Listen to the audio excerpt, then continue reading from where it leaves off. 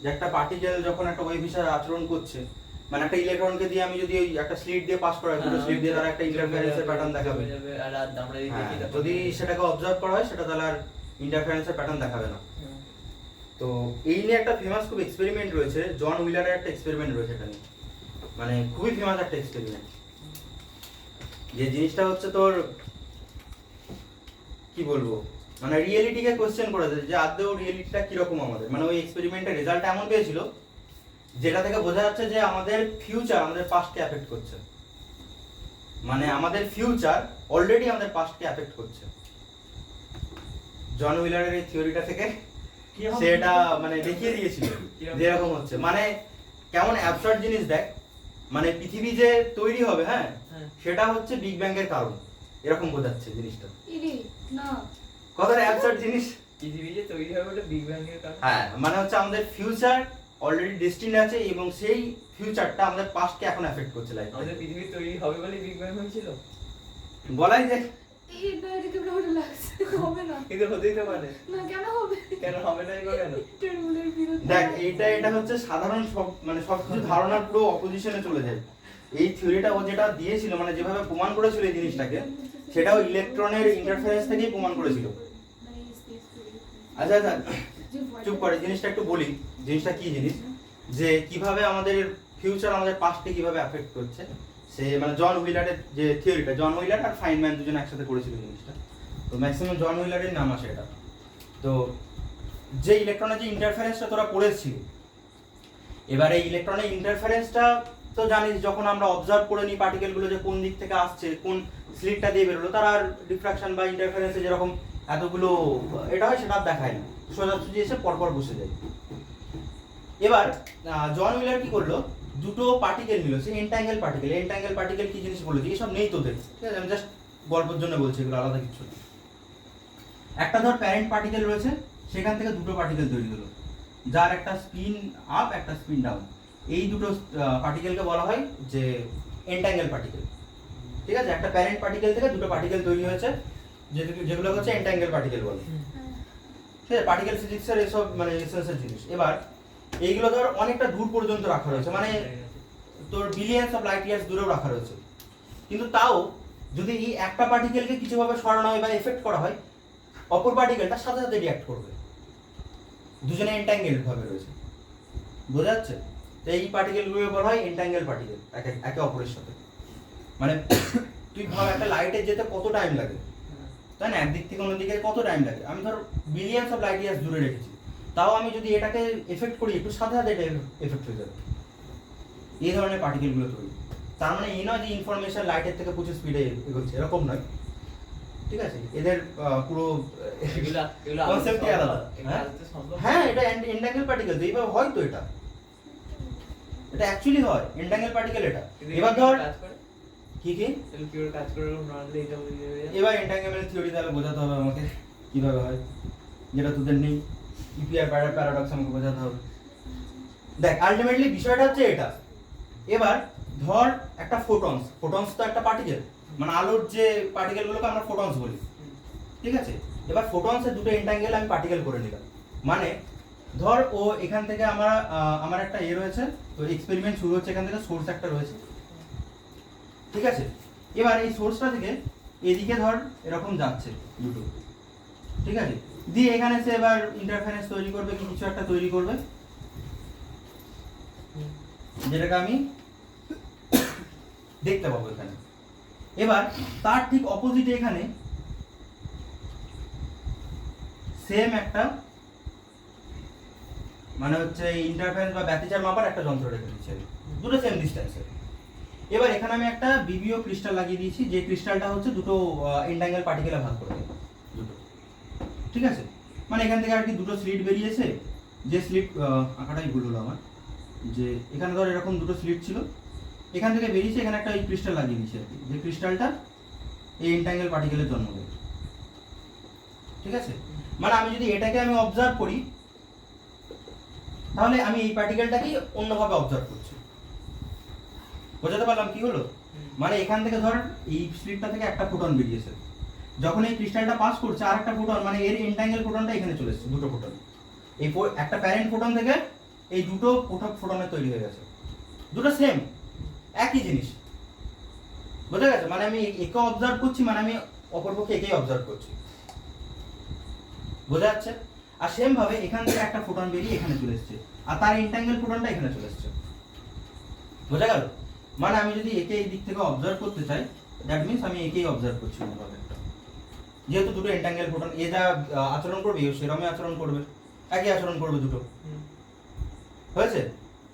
এবার সেম আমি যখন এখানে দেখছি না, তখন কি হচ্ছে? এখানে ইন্টারফারেন্স প্যাটার্নসে দেখাচ্ছে। আমি দেখছি না মানে কি? আমি দেখছি না যে কোন ছিদ্রটা থেকে বেরিয়েছে ফোটনটা।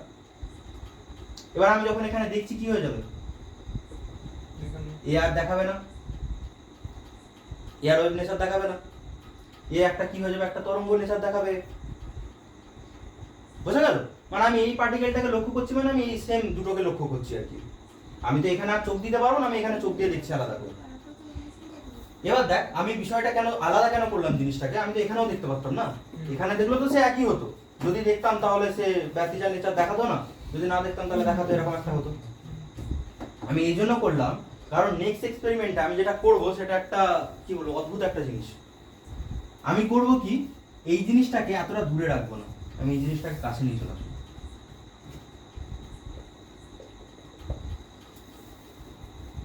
ঠিক আছে? কাছে নিয়ে চলে আসার অর্থ কি? এ আস্তে আস্তে এ আগেই এখানে দেখিয়ে দেবে ইন্টারফারেন্স প্যাটার্ন, তারপর আমি এটা লক্ষ্য করবো যে কোন স্লিট থেকে বেরিয়েছে ফোটনগুলো। বোঝা গেল এক্সপেরিমেন্ট জন হুইলার কিভাবে এক্সপেরিমেন্টটা করেছিল? বুঝতে পারছিস? বুঝতে পারছিস না? এর আগেটা বুঝতে পারলি কিভাবে হয়েছিল? বুঝতে পারলি যে আমি এখানে লক্ষ্য করছি, মানে আমি এই পার্টিকেল দুটোকেই লক্ষ্য করছি। ঠিক আছে? এবার আমি কি করলাম, সেকেন্ড ক্ষেত্রে আমি পথটাকে ছোট করে দিলাম, মানে প্রথমটা যেখানে ইন্টারফারেন্স হচ্ছিল আমি পথটাকে ছোট করে দিলাম। পথ ছোট করে দেওয়ার মানে অর্থ কি হলো? আগে এখানে ব্যতিচার দেখিয়ে নেবে, তারপর আমি এখানে চোখে দেখবো। তার মানে আলটিমেটলি এটা ব্যতিচার দেখানোর কথা, আমি দেখি ছাই না দেখিয়ে। কারণ আমি তো দেখবো পরে, সে তো অলরেডি এখানে দেখিয়ে দেবে। মানে আগে ওখানে হয়ে গেছে, তারপর এখানে হবে। কারণ এটা এই পথটা ছোট, তো দুটো লাইট একসাথে বেরিয়েছে। এই পথটা ছোট মানে আগে এখানে চলে আসবে, তারপর আমি এখানে দেখবো চোখে। তারপর ওটা যদি আরো ছোট করে দেওয়া হয়, ঠিক আছে, আরো ছোট কর, কোনো অসুবিধা নেই। মানে এমন একটা ডিসটেন্সে রাখা হয়েছে, এটা আগে দেখিয়ে নেবে, তারপর আমি এটাকে দেখবো। কিন্তু সেকেন্ড যে পথটা আছে ওটা তো মানে একই থাকে, শুধু সেটাকে একই রাখ বা বাড়াক কিছু অসুবিধা হয় না। মানে মেন কনসেপ্টটা হচ্ছে যে আগে এ দেখিয়ে নেবে, তারপর আমি এটাকে দেখবো যে কোন স্লিট থেকে বেরিয়েছে। এবার তখন যে এক্সপেরিমেন্টটা করা হলো, এটা একটা কি বলবো, একটা গ্রাউন্ড ব্রেকিং একটা টাইপের ছিল। সে দেখলো, জন হুইলার দেখলো যে আমি এখানে দেখছি ঠিকই, আমি যখন দেখছি না, মানে ধর লাইটটা এসে পৌঁছায়নি, তখনই কিন্তু তার পার্টিকেল মানে ওয়েভ নেচার আর দেখাচ্ছে না, সে যেমন আছে তেমন বসে আছে, তার ব্যতিচার দেখাচ্ছে না। তারপর আমার এখানে এসে চোখে পড়েছে আলোটা। আলটিমেটলি হওয়ার কি কথা ছিল, আমি তো দেখিনি এখনো কোন স্লিট থেকে বেরিয়েছে, সে তো ইন্টারফারেন্স করা উচিত ছিল এখানে, তারপরে এসে আমি দেখবো। কিন্তু আমি পরে দেখলেও আর দেখাচ্ছে না। তার মানে কি হয়েছে, এ আগে থেকে জানতো যে দেখবে পরে।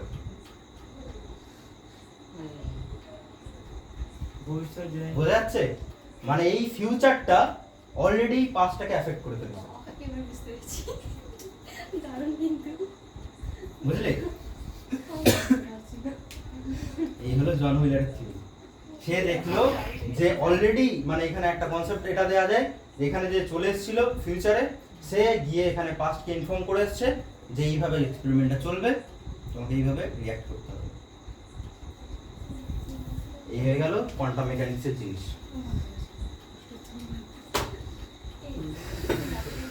ভবিষ্যৎটাই ঘুরে আসি।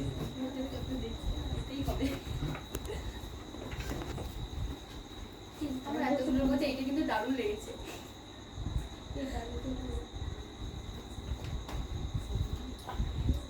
বোঝা যাচ্ছে? তো কোয়ান্টাম মেকানিক্সের ওয়্যারনেস হচ্ছে এটা। তো এটা সত্যি মানে যে কোনো জিনিস, মানে ফিজিক্সের যে কোনো জিনিস একটা কোশ্চেন মার্ক পড়ে গেল আর কি, যে কোনো জিনিসের।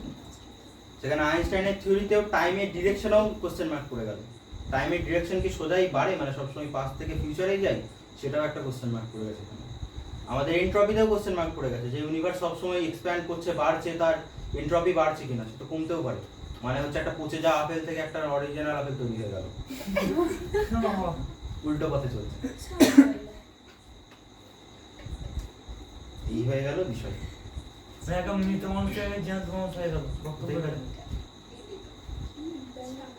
মানে যে লোকটা হাত ফাট কেটে নিয়ে তুলে বার করে নিয়ে সে লোকটা হাত তো হয়ে যাবে বুঝে যাবে এবারে যে ওটা তো রিজেনারেশন হয়ে গেল তুই যাবে হ্যাঁ? ওটা তো এরকম রিজেনারেশন একটা ভিডিও আচ্ছা একটা মানে কাঁচের বাক্স পুরো ভ্যাকিউম দিয়ে মানে ভেতরে বাতাসটা বার করে দিল একটা আপেল আপনার ভিতরে ওটা আগের দিন বলেছি ওটা বলেছে আগের দিন বলেছি বলছে ওটা আগে ওটা এটা না এটা আলাদা একটা ওটা থিওরি সেই শক্তিটা ওটা এনার্জি ক্রিয়েশন একটা থিওরি এটা হচ্ছে আলাদা একটা থিওরি ওরা কয়েক সময় পর আবার একই জায়গায় চলে এলো তো এইসবের অর্থই হচ্ছে এটা বোঝানো যে একটা ওয়েভ মানে হচ্ছে একটা আলো একটা পার্টিকেল হিসাবে আচরণ করতে পারে আবার একটা পার্টিকেল সেও আলো হিসাবে বা একটা তরঙ্গ হিসাবে আচরণ করতে পারে বুঝা গেল এইটাই হচ্ছে তোদের এই মানে থিওরিটার মানে চ্যাপ্টারটার সারমর্ম বস্তুর দ্বৈত প্রকৃতি এখানে দেখ তরঙ্গের দ্বৈত প্রকৃতিও বলতে পারতো বস্তুর দ্বৈত প্রকৃতি মানে বস্তু একটা কণা হিসাবে আচরণ করবে একটা তরঙ্গ হিসাবে আচরণ করবে আবার একটা তরঙ্গ সে কণা হিসাবে আচরণ করতে পারে আবার একটা তরঙ্গ হিসাবে আচরণ করতে পারে